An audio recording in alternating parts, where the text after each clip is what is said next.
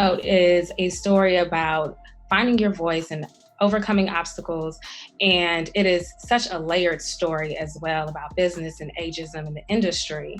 I'd like to know, how much of yourself do you see in your character, Jack Robertson, as a businessman? Man. Well, I see that he's definitely understands, his options. He understands where the low hanging fruit is, that he can, kind of cash in on this career. I think when you've been in it, as long as I've been in it, you have a lot of cachet built up, and you just want to, at some points in your career, cash in on all that goodwill and do something that that might not, be creatively satisfying, but it satisfies the public and it satisfies the fans, and so you want to give it to them, and you got to have a balance. I think, I don't think either one of them are wrong. I think Jack is right.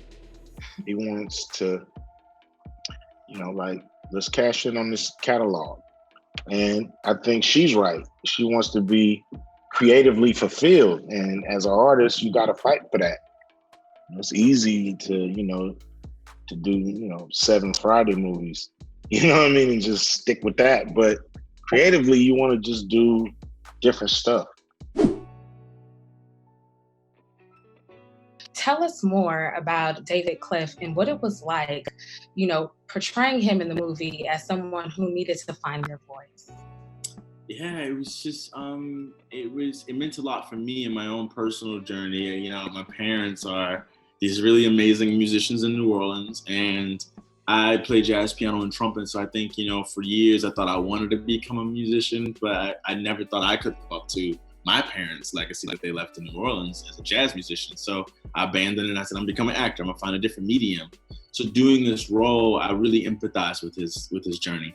I mean, my mom was not Grace Davis, and my mom was also not Diana Ross. So there's a different situation going on there. He got a different life. But I definitely wanted to kind of go through that journey with him and finding his voice and finding his inner strength through this experience. There are so many men who are going to tune into this film.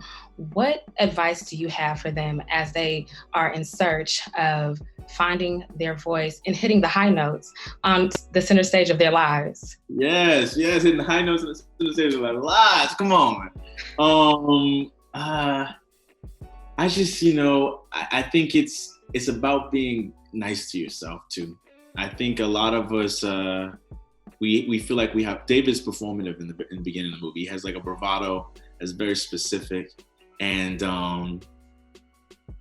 I think it's a defense mechanism.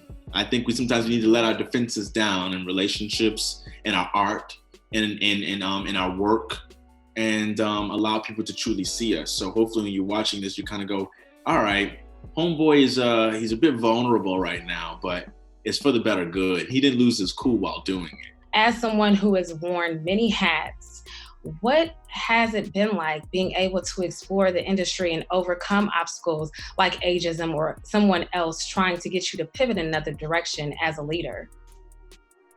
Well, you got to know what you're about, and you got to know what you want to get out of the industry.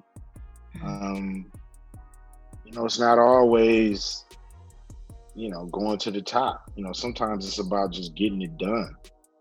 Making sure that people can see it and enjoy it. To me, that's the accomplishment, is getting it made. How much money it makes or what it does, sometimes that's other people's concern.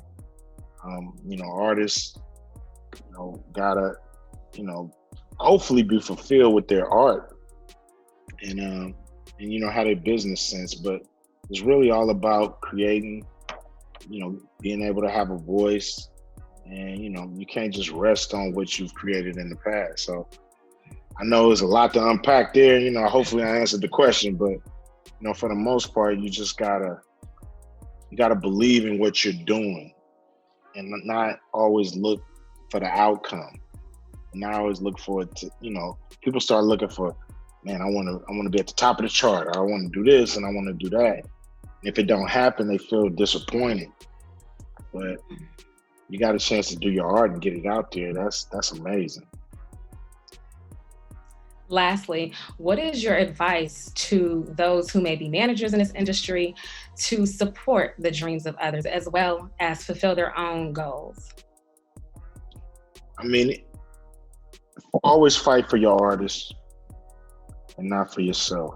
If you're gonna be a manager or an agent, you know, fight for your artists, especially lawyers.